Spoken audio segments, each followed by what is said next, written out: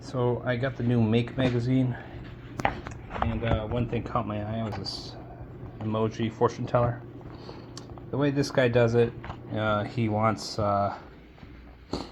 acrylic sheets, and you need a laser cutter.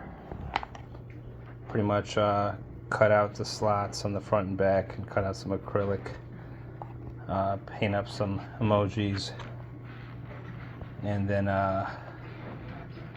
yeah, whatever. I don't have a laser cutter, I have a 3D printer, so I redesigned the whole thing. 3D printed the little faces, drop them in here,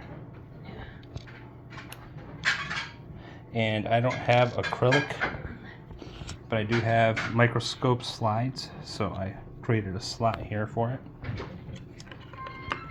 And so the little nubs fit in with these little nubs, and they fit together. Pick it up, ask it a question. Is this video going to go viral?